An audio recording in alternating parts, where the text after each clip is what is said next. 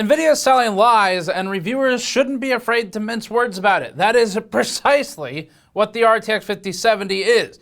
It is marketed on the back of lies. With the Blackwell family, RTX 5070, 4090 performance at 549.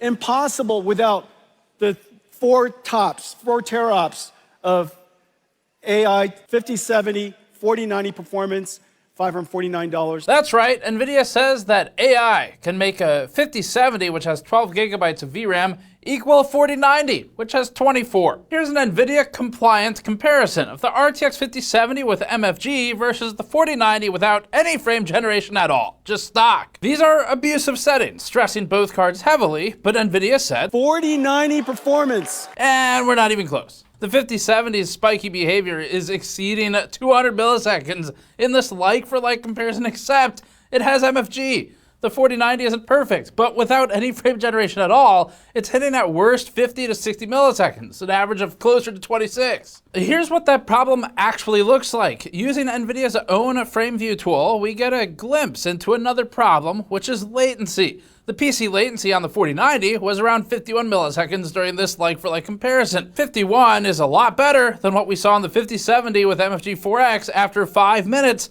of being in the game. That was 500 to 720 milliseconds. Now, to be fair, if you only played Cyberpunk with these settings for about 15 to 20 seconds at a time, things look a lot better. The 5070 is getting absolutely clobbered for VRAM, which is just 12 gigabytes to the 4090's 24. To call these the same is an absolute flat-out lie. These cards are not the same. In situations where the card runs out of VRAM in particular, it could never dream to be a 4090. It is simply impossible. Here's a quick chart showing passes 1 through 3 of the 5070 as it gets progressively worse with each benchmark pass as the frame buffer fills. The 4090, meanwhile, maintains its performance the entire time. So, did we pick an absolutely ridiculous comparison to make with extremely abusive settings that you might not use on a 5070? Yes. Yes, we did. Is it compliant? Also yes. So NVIDIA, look, it's just us right now. Stop lying. Just shut up. Even if we pretend a 5070 with MFG is equal to a 4090 in a scenario that's maybe not VRAM constrained, it's still not like for like because the images themselves are not the same. When you turn it on, it's like Clive here from Final Fantasy or whatever his name is has 6 feet. I mean, if that's what Jensen's into, then to each their own, I guess. Wait for it. Wait for it. And the memes will continue until the marketing improves. Now, NVIDIA does know that gamers at one point mattered for its brand. That's why there's so many amazing things that are happening.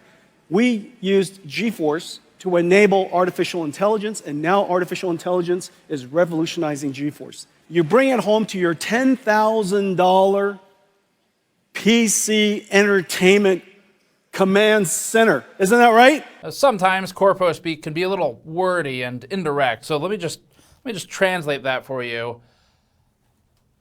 Fuck you. That's what they said. NVIDIA said, fuck you, gamers. Before that, this video is brought to you by the Montech Hyperflow series of liquid coolers. The Montech Hyperflow aims to compete with other affordable liquid coolers by fighting on price to performance. In our testing, cooler performance was comparable to others in its class. The ARGB Hyperflow has an illuminated pump block with RGB LED fans that have quality rubber bumpers for vibration damping. The cooler has a 6-year warranty and supports all modern Intel and AMD sockets, and you can learn more at the link in the description below. NVIDIA could have launched its RTX 5070 today to lukewarm reviews and mediocrity, but instead it went all in. It decided to get on stage and lie about what the 5070 could be, making every possible unforced error in the launch cycle of the 50 series. All of this was avoidable. But this 5070 and 4090 comparison in particular was a totally unnecessary fumble. We could have just read all the numbers off and called it a day and said, mediocre, lukewarm, wait for the 9070 XT and non-XT reviews tomorrow. But instead, we get to start with talking about lying and marketing. And then we can read all the numbers. Do you see how this works, NVIDIA? And now we're going to get into the rest of the review as normal. The RTX 5070 is supposed to have an MSRP of $550. Now there's an elephant in this room, and we all know how Jensen Huang feels about elephants. 4 elephants.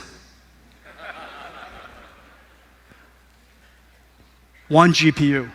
It's hard to say what will actually be available for street pricing, but basing off of only MSRP, that makes this card $50 higher than the MSRP of the RTX 3070 at its launch in 2020, and $50 cheaper than the RTX 4070's launch MSRP of $600. This kind of looks like a patterned stutter stepping where NVIDIA will go a little too high, it'll overshoot on a generation, the next one it comes down, and then it creeps back up a little bit higher. And so you end up with this gradual stuttered step of price increases. We saw this from 10 to 20, 20 to 30, and 30 to 40, and now we're seeing it again. But the RTX 5070 GPU has an advertised 6,144 CUDA cores, a 192-bit bus, and 12 gigabytes of GDDR7 memory. It might even have all of the ROPs. The 5070 Ti has an MSRP at $750 and carries 16 gigabytes of GDDR7 memory on a 256-bit bus. So there's more bandwidth, there's a little bit more capacity, and there's an increase to 8,960 CUDA cores, and it has the surprise mechanic of maybe not having all of the ROPs.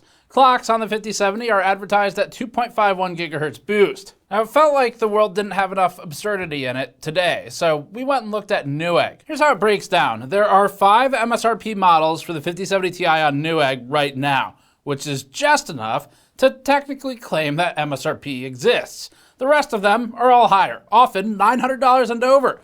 Board partners have now directly repriced their cards, with video cards noticing that MSI had eliminated all of its $750 5070 Ti cards just before the 5070 launches. Interestingly though, as we write this review, following the video cards news post, MSI has now reintroduced 2 $750 models, dropping from $820 and $840 to $750. NVIDIA has historically applied pressure to partners to make MSRP units available, so it wouldn't surprise us if the video card story triggered a reaction to keep 2 models available. They can also achieve this with rebates. Anyway, as for things available right now, as in you can actually buy it, we found the RX 7800 XT Pulse for $530, and that's it. That is all we found. When we sorted Newegg from $450 to $650 for in-stock and sold first party by Newegg, meaning no third parties, no unavailable models, all we got were a bunch of refurbished units and the 7800 XT Pulse. So it really is crazy right now, and we'll talk about that a little more in the next 2 reviews and the conclusion of this one. We're gonna get into the benchmarks though. This review contains most of the games that we benchmark. We've reintroduced some of the ones that we didn't show the last couple of reviews because we're prepping for the 9070 and 9070 XT, so we need that full picture suite to see how the cards behave in different types of games. We currently have around 50 to 60 GPUs or so tested for this lineup with this bench in the last 2 months or so now. And so because of that, it's too many cards, and the charts, you won't be able to read them on the screen, so we have to remove some stuff. And so here's what we went through and did. We've added the 7900 GRE. We won't be spending time talking about it today because it'll be replaced tomorrow and will likely be a key comparison tomorrow for the 9070 series, but it's on the charts. We're removing either the 4080 or the Super in every chart, but keeping the other. We'll favor the Super where we have data for it. That's because these GPUs are within 1 to 3% of each other, and it's not worth the chart space to have 2 versions of the same card. We're also removing the 2080 Ti, 2080 Super, and 2080. Most of these results are already available in our previous charts for the 5070 Ti review. Those are directly comparable to these. You can pull them both up if you want to access that data. We're removing the 5080 with the missing ROPs. You can find that in a standalone video, also directly comparable. And of course, we're removing the 9070 and the XT because we can't show that data until tomorrow, though we can show the footage of it. But as for the data, can't show it yet. Not that we've looked at it or know where the 9070 or 9070 XT land, and certainly we wouldn't reference it in vague, ambiguous ways at all anywhere in the really dense charts section. And you're just gonna have to check back, and there's not gonna be any hints. Let's get into it. Final Fantasy XIV Dawntrail is up first for a traditional raster title at 4K, without any bullshit to artificially inflate the numbers. This game is actually playable on most modern hardware at this resolution, the way it's supposed to be. The RTX 5070 ran at 78 FPS average, landing it right between the 4070 Ti and the 4070 Ti Super. Maybe we should call it the 4070 Ti V3 instead.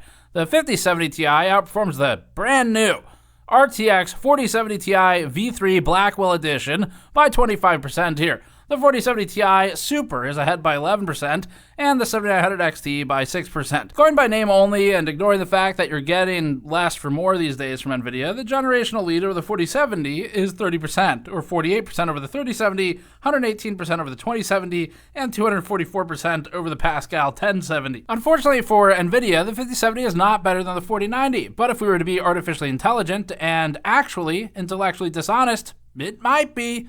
The 9070s will be on this chart tomorrow. At 1440p, the RTX 5070 Ti's lead over the 5070 is reduced to 22% from 25% at 4K. The 5070 is also reduced in its advantage over the 4070 Ti, now just 1% from around 6% at 4K. From 150 FPS to 172 FPS, we now have 3 GPUs. From NVIDIA, that is. If you want to make NVIDIA look as ridiculous as possible, you could maximize the size of the clown car by drawing a box from the 4080 Super at 202 FPS to the 4070 Fe at 117 FPS. The result is 7 modern NVIDIA GPUs spanning an 85 FPS range, all fresh from clown school. Divided evenly, that would be 1 GPU for every 12 FPS. In this situation, though, 4 of them land within a 36 FPS range. The 5070 Ti, 4070 Ti Super, 5070, and 4070 Ti mean you can dial it in to the individual decimals if you were so picky about your performance. The 7900 XT lands in the middle of all of these and has a 12% lead over the RTX 5070, assuming all the ROPs are present on the 5070. And the 5070 is, again, not better than the 4090. RTX 5070, 4090 performance. Are you guys with me? Hi, am I alone? Remarkably, we still have okay scaling at 1080p for most of these GPUs. The fact that the 9800 X2D allows the 5090 and the 4090 to still have a slight gap at 1080p really speaks volumes to how actually exciting AMD's 9800 X3D is. Anyway, back to the flunky problem child, which is GPUs just in their entirety. The 5070 ran this workload at 225 FPS average and fell below the 4070 Ti. No wonder NVIDIA wants everyone using MFG. The 4090 predictably outperforms the 5070 massively. It's a 67% gap here. The 7900 XT now has a reduced lead of 9%. Black Myth Wukong at 4K and rasterized had the 5070 at 40 FPS average, giving the 5070 Ti a 27% lead. The 5070 really struggled in this one and ended up tied with the 4070 Ti and, to its benefit, the 7900 XT. We'll be curious to see how the 9070 does in this one. Surely we don't already know as we're writing this, and definitely haven't looked at the results, and in no way would we ever encourage you to just wait and see what the results are tomorrow if we knew, but we don't, and so we will still encourage you to do that. If we were to randomly multiply the frames, then the 5070 would be better than the 4090, until you randomly multiply the 4090 with lossless scaling. Jensen's claim is like a schoolyard argument. The 5070 is infinity times better. Wait for it. Wait for it. At 1440p, we reintroduce other 70 class cards of the past. The 5070 Fe ran at 72 FPS average with frame time pacing unremarkable, meaning fine. The 5070 is tied with the 4070 Ti and 7900 XT. Generationally, by name only, the 5070 improves on the 4070 by 22%, the 3070 by 58%, and the 2070 non-super by 137%. The 5070 Ti leads the 5070 by 21% here. Let's go faster through these. The 1080p result for Black Myth has the 5070 down at 98 FPS average, allowing the 4070 Ti a gain to a 2% lead. The 5070 Ti is ahead by 17.6% here, assuming all of the ROPs are present. Against the prior cards containing 70 naming, the 5070 is ahead of the 4070 by 18%, the 3070's 63 FPS average by 56%, and the 2070's 43 FPS by 126%. Starfield at 4K is up now. The 5070 ran at 54 FPS average here, giving the 4070 Ti's 59 FPS average a 9% lead. It'd be interesting if AMD's 9070 performed similarly to the 7900 XT here, since the Hellhound is 20% ahead of the 5070. We'll find out tomorrow. Again, we definitely haven't already looked at the data. The 5070 Ti has a larger lead over the 5070 in this test than the last 1080p benchmark, running a 68 FPS average for a 27% advantage over the 5070 Fe. Performance of the 5070 over the 2070's 22 FPS is about 145% ahead. 1440p significantly reduces the 5070 Ti's uplift over the 5070, bringing it down to 22% from the prior 27%. The 7900 XT, which is an important comparison in this test for reasons that might be comparable to other cards coming out, runs at 98 FPS average with comparable lows to its neighbors. That has it 18% ahead of the RTX 5070's 83 FPS average. As for the 4070, the 5070 leads by a paltry 10.6%, then 48% over the 3070's 56 FPS. At 1080p, the 5070's 104 FPS average planted it between the 4070 and 4070 Ti again, with an unimpressive 9% improvement on the 4070. The gap shrinks as the resolution decreases in this game. The 5070 Ti is now ahead by only 19%, down from 27% at 4K. As for AMD, its RX 7900 XT is 15% ahead here, down slightly from the 1440p advantage. Dragon's Dogma 2 at 4K is next. This game is relatively heavy on the GPU in our test area, but is unique for its ability to also produce a heavy CPU load in cities. The RTX 5070 ran at 56 FPS average here, and had good frame time pacing represented in the lows, but then again, so did everything around it, so it's proportional. The 5070 very slightly leads the 4070 Ti. As for the 4090, we're still somehow not matching the 4090, which is up at 98 FPS. We must have mistyped the equals 5070 times 4 formula that Jensen prescribed for reviewers. Impossible without the 4 teraops of AI. The 5070 Ti leads the 5070 by a much larger 31% in this benchmark, producing one of the most notable jumps yet. The 3090 Ti ran at 64 FPS for a 14% lead over the 5070, which might seem totally non sequitur and unrelated, but it isn't. You'll find out why soon. Anyway, the 7900 XT held a 61 FPS average in this one, and the XTX was just past the 5070 Ti. Dragon's Dogma 2 at 1440p has the 5070 basically tied with the 4070 Ti again. The 7900 XT's 104 FPS average is just a 9% lead here, with the 4070 Ti Super a slight step above that. The 5070 Ti has a 25% lead over the 5070 here, posting one of its better 1440p comparative results. Somehow, and we don't know how this happened, the RTX 4090 just seems to be better than the 5070. Again, it's so weird. There just must be something wrong. Maybe we should run NVIDIA multi-fraction generation to divide the 4090 down to a 5070. With that kind of performance, I'm going to hire AI next time. At 1080p, the 5070's 126 FPS average has it just behind the 4070 Ti. The 7900 XT leads by only 7% here, with the 5070 Ti knocked down to a 21% lead from 25% at 1440p. The 5070 Ti's 151 FPS average is also about the same as the 7900 XTX, which has its own slight advantage. As for the 4090, well, ours really must be broken, because again, it's just not making the 5070 look good enough. I wonder if this can play Crysis. Only gamers know that. Cyberpunk Phantom Liberty's up now. We have a more limited data set with this because we updated the game recently and we've been working on rerunning everything. At 4K, the 5070 ran at 41 FPS average. That put it 6% ahead of the 4070 Ti and 144% ahead of the 2070, or 68% ahead of the 24 FPS result of the 3070. As for the 5070 Ti, its 50 FPS average gives it a 22% lead here, with the 7900 XTX ahead of that at 57 FPS average. The 7900 XT has a noteworthy 13% lead over the 5070 here. At 1440p, the 5070 ran at 89 FPS average and had lows at 75 FPS 1% and 71 FPS 0.1%. The 5070 Ti at 108 FPS average is about 21% ahead, not changing much from 4K. The 7900 XT is ahead of the 5070 in average 1% and 0.1% lows, holding a 12% lead in average frame rate alone. Once again, the 4070 Ti basically ties the 5070, with the latter slightly ahead this time. 1080p reintroduces other 70 class cards. The 5070 Ti ran at 167 FPS average, with the 5070 at 138. That's still 21% there. The 4070 hasn't been rerun here yet, but the 3070 is present at 85 FPS, yielding a 62% lead to the 5070, followed by the 2070 at 60 FPS for 130%. Then the GTX 1070 at 35 FPS average. That's about 293% improved to the 5070. And these RX 7900 XT seems like it'll be particularly relevant soon. This one ran at 150 FPS average, with lows expected at 116 and 104. That's an 8.8% improvement over the 5070. Dying Light 2 is up now. This is another of the heavier games, especially with RT later. At 4K, the 5070 ran at 56 FPS average and struggled in this title, allowing the 5070 Ti an advantage of 25%. The 7900 XT doesn't look great by comparison here, at 55 FPS average itself.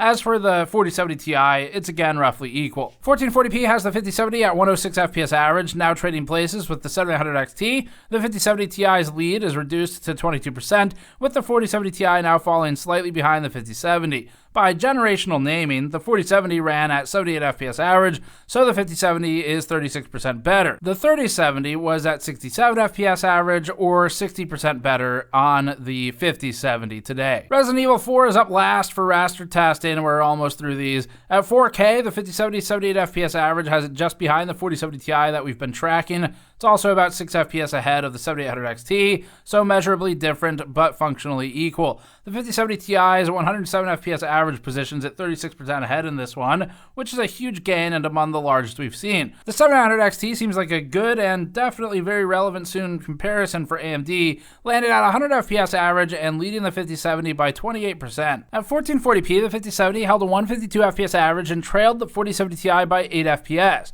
The 5070 Ti is 30% higher frame rate here, down from 36% at 4K. As we've seen, the gap tends to close at lower resolutions, although it's still a huge gap in this particular game. The 7900 XT is now up at 186 FPS average, with a reduction of the percentage advantage to 22% from 28% at 4K. Generationally, the 5070 runs 23% faster than the 124 FPS on the 4070, 54% faster than the 91 FPS on the 3070, and 157% ahead of the 59 FPS for the 2070. Finally, for raster, we're now at 1080p for Resident Evil 4. This one is interesting for further closing of the gap between the 5070 and 5070 Ti, which now ranges from 282 FPS to 224 FPS, for a 26% improvement on the Ti. The 7900 XT is about 18% higher frame rate here. We're moving on to ray tracing now. NVIDIA has historically held significant advantages in some games for ray tracing. AMD says it has significantly improved its ray tracing performance though. We explained why the company is claiming this in our news piece covering the 9070 announcements, so this will become highly relevant in tomorrow's reviews. Black Myth Wukong with ray tracing is up first. This is one of the 2 titles in this RT test suite that heavily favors NVIDIA. We're testing with upscaling here. At 4K, the 5070 ran at 40 FPS average. That has the 5070 Ti at 30% ahead, with the 4070 Ti about tied with the 5070. AMD doesn't appear until the 7900 XTX, down at 20 FPS average. That's a massive lead of 99% over the 7900 XTX. The 5070 doubles the 7900 XTX's performance. That's not good for AMD's last generation. We'll see if that lead can be halved with the new generation though. The 5070 leads the 3080 by 44%. Based on math from AMD's claims in its presentation, that's about where it should land here. Too bad no one knows if that's a good reference point yet. At 1440p, the 5070 Ti ran at 88 FPS average, the 5070 at 73 FPS average, between the 4070 Ti and 4070 Ti Super, and the original RTX 70 class card, the 2070, ran at 24. AMD's best here, as of today and not tomorrow, is the 700 XTX at 37 FPS average. Now for 1080p, the 5070 held a 97 FPS average here, encroaching on the 4090, but still not beating it. The 5070 Ti leads the 5070 by just 15% in this situation, with the 5070 now ahead of the 4070 Ti and Ti Super cards after slow gains and other resolutions. The 700 XTX ran at 49 FPS average, closer to a 4060 and behind the 3070. That's unfortunate. AMD named the 3080 in its slideshow announcing the card for the 9070s. If it lands near that mark, it'd be around or ahead of the 66 FPS average result for the FTW3. Speaking of, EVGA really knew what was coming when it bailed. Dragon's Dogma 2 is back with RT now. This one is more balanced between the vendors. At 4K, the 5070 ran at 49 FPS average, establishing a 9% lead for the 7900 XT. It's a similar gap to what we saw without RT. The 5070 Ti leads by 30% again here, with the 7900 XTX leading that. At 1440p with RT, Dragon's Dogma 2 puts the 5070 at 83 FPS average, reducing the 5070 Ti's lead to 24%. The 7900 XT sits between both, with the 7900 XTX ahead of the 5070 Ti. Based on the charts AMD has released, the math would position the 9070 and 9070 XT as flanking the 5070 Ti, but we'll find out soon enough.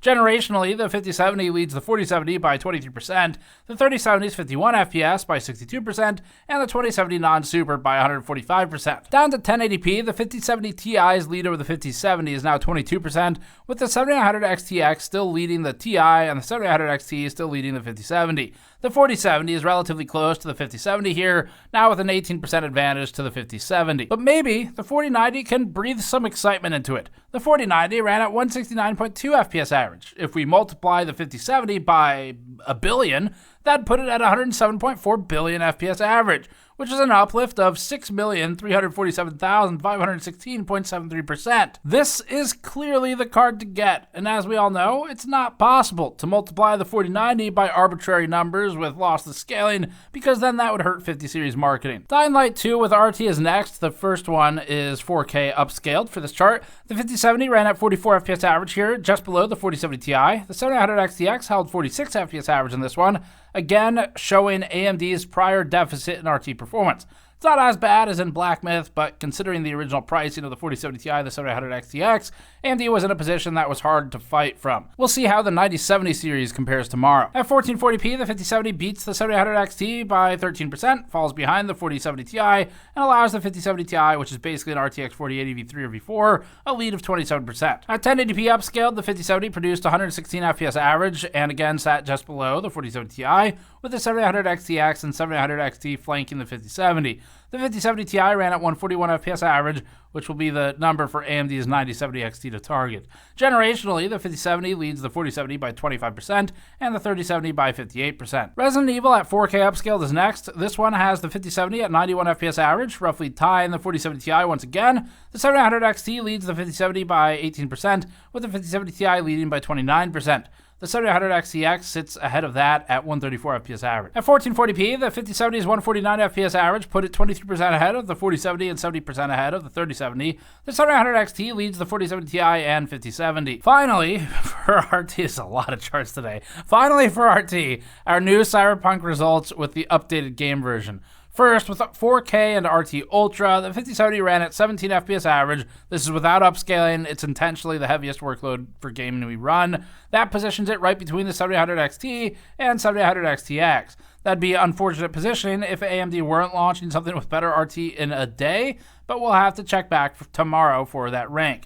The 5070 Ti continues its trend of being NVIDIA's third or fourth iteration of a 4080 card and leads the 5070 by a huge 56% here. The workload is simply too heavy for the 5070. It is dropping frames a lot.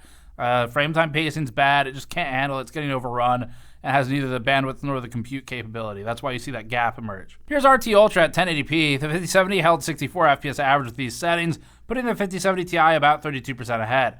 The 7900 XTX trails the 5070 here, unfortunately for AMD's former flagship. We also run RT Medium for Cyberpunk. We've found that RT Ultra and RT Medium can significantly affect the hierarchical ranking of NVIDIA and AMD, so we run both. NVIDIA runs away at Ultra. They get closer sometimes here. With these settings and at 4K still, the 5070 now runs at 22.5 FPS average. This reduces the 5070 Ti's lead to a more normal 35%. The 5070 just didn't have the ability to keep up at 4K RT Ultra. We'll keep thermal short and simple. Using our usual benchmark of port royal at 4K and looping, we measured the 5070 FE at steady state at around 74 degrees Celsius for GPU core temperature. The memory temperature was about 76 degrees. Both of these numbers are acceptable. Memory's well within spec and is completely fine here. Core has some room for a hotter case, as in computer case. The core temperature isn't impressive, but it is acceptable, and there's a little bit of buffer there. The 5070 FE's fans ran at about 2500 RPM to maintain this temperature. We skipped acoustic testing this time since we have the two 9070 reviews to get through. So for efficiency, as usual, we use power interposers, PMD2s, in between the GPU and the power supply. That means we're intercepting slot power and the PCIe power through the cables, and we do that so that we can isolate the GPU entirely, measure its power consumption during a workload, and then we take the frame rate numbers to do some simple math and produce an efficiency number. So in these charts, you'll get a few things. You get the total power consumption for that workload in watts, and then you also get its efficiency in FPS per watt, not workload normalized, so we allow it to run at the frame rate that it can naturally run at. For efficiency with Final Fantasy XIV at 4K, we ended up with this data. This chart isn't as dense as our 1440p chart that's up next. The 5070 FE ran at 0.33 FPS per watt here, pulling 233 watts during the workload. The 5070 Ti pulled 264 watts, allowing it an improvement in efficiency to 0.37 FPS per watt. AMD's prior 7900 XT wasn't particularly efficient, giving NVIDIA a large advantage in efficiency for the 5070. The FPS was close enough to be mostly observably equal to a player, but the 7900 XT ran at just 0.25 FPS per watt from its 324 watts power draw during the test. We'll have to see what the 9070 series does to improve this, as this has been one of AMD's GPU weaknesses over the years. At 1440p, the 5070 ran at 0.65 FPS per watt. That puts the 5070 Ti as about 12% more efficient than the 5070 when producing a variable workload. The AMD 7900 XT pulled 325 watts in this test, landing at 0.53 FPS per watt. Its frame rate is higher, but the power is also disproportionately higher, which hurts its efficiency despite a higher frame rate. At 1080p, the 5070 hits nearly 1 FPS per watt. The 4060 Ti has passed it for efficiency, with the 5070 Ti improved by 0.11 FPS per watt on top of the 5070's 1.0 result. The 7900 XT is down at 0.75, and is still pulling about the same power as previously. F124 at 4K and with ray tracing is up next. In this one, the 5070 produced 0.17 FPS per watt, pulling close to TDP at 246 watts in order to produce its hardly playable frame rate. The 5070 Ti ran at 0.20 FPS per watt, with the 4080 ranking at the top for its balance of power and frame rate. Note that bar size changes you might see from numbers that look the same are valid. It's just from the hidden decimal places. The 7900 XT ran at 0.12 FPS per watt, a significant fall from the 5070's result. The 9070 series has a lot of work to do here to start to close the gap with NVIDIA, which has a major advantage right now in efficiency. At 1080p and still with RT, the 5070 ran at 0.55 FPS per watt, again giving the 5070 Ti a 13% efficiency advantage. We're curious to see where the 9070 and 9070 XT land. The 7900 XT, for its case, isn't competitive in efficiency, with a lot of this particular result being because of its relatively low RT performance last generation, and that's what AMD is trying to tackle. In Black Myth Wukong without RT and at 1080p, the 5070 Ti held a 0.53 FPS per watt rank, putting it in the second slot. The 5070 is at 0.48, with the 4060 Ti still trading back and forth depending on the test. The 7800 XT was at 0.31 FPS per watt, with the 7900 XT just below that. The 5070 is not NVIDIA's most power efficient card due to the performance trade-offs, but it's relatively efficient overall. In Dragon's Dogma 2 at 1440p and with RT, the 5070 ranked at 0.36 FPS per watt, sandwiching it between the 4090 that it's not better than and the 5090. The 7900 XT is down at 0.28 FPS per watt, yielding an efficiency benefit in a non-normalized frame rate workload of 29%. That'll be the mark for the 9070 series to hit. Finally, in Starfield rasterized at 1440p, the 5070 ran at 0.43 FPS per watt and landed just below the 4090, which it remains not better than, again. The 7800 XT from AMD ran at 0.32 FPS per watt, so AMD has a lot of ground to gain here tomorrow. This will be an area we'll focus on for testing for improvements, as theoretically it should be better than it was before. We'll have some more numbers in our upcoming 9070 reviews as well, so like the 4070 Super, for example, reappears in those charts if you're curious about that one. We're just holding some stuff for the 9070 and the 9070 XT, because those will be pretty big reviews as well. So if you want to know where the 4070 Super is, check back for that, but it's between the 4070 and the 5070. One thing's for certain though, NVIDIA's marketing about the 5070 versus the 4090 is wrapped in bullshit and built on a foundation of manure, which is, I guess, only fitting for a company whose CEO is constantly wearing leather jackets. Do you like my jacket? So that's it for the benchmarks. A lot of benchmarks. We added more efficiency than we've had the last several reviews. Again, because we're prepping for AMD to re-enter the scene, and we've gotten the efficiency charts built up now. So anyway, the current buying experience is completely insane. It matches that COVID-era boom where things went crazy. It also kind of matches the 2017 or so crypto mining boom, both of which depleted supply. We're seeing that again. Definitely disheartening to see. But anyway, it's crazy. It's crazy to go to Newegg and sort by $450 to $650, which used to be like one of the most popular categories. I mean, far enough back, it was the flagship high-end, but more recent history, it's been sort of that modern mid-range, really popular price category, especially if you start down at $400, $450, and it's gone. It's all gone. It's the South Park meme. It's gone. It's all gone. What's all gone? The money in your account. It didn't do too well. It's gone. What do you mean? I have $100. Not anymore, you don't. Poof.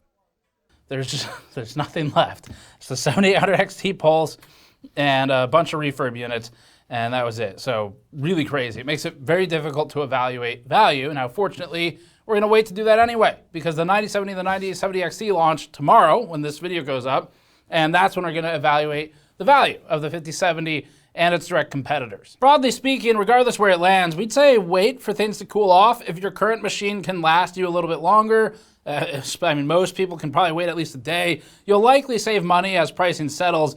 If saving money doesn't matter to you, maybe the time does, because unless you get lucky and snipe an early stock of the cards, you may at least be saving some time. All right, so that's pretty much it. As for the value, we're gonna kick that can to tomorrow's review because we want that data before we really talk about it. I don't know, I need an anchor point to talk about the value, and right now there's not really one. So yeah, we're gonna wait and we'll talk about it then. But either way, we don't think you should buy this card until you learn about the competition, as the on paper price is in similar territory, and we'll see how the in reality price is for both of them. So check back for the 9070 XT and the 9070 reviews. This gets you the basics for now. We'll have a lot more to talk about tomorrow. Thanks for watching. Subscribe for more to support reviews like this and our independent testing. We spend a lot of time on this these days. You can go to store.gamersnexus.net and grab one of our PC building anti-static mod mats that we've been selling for years now, with PC building diagrams, screw tracking grids, 2-scale memory, and all kinds of other stuff. We've also got soldering and project mats for high heat resistance projects.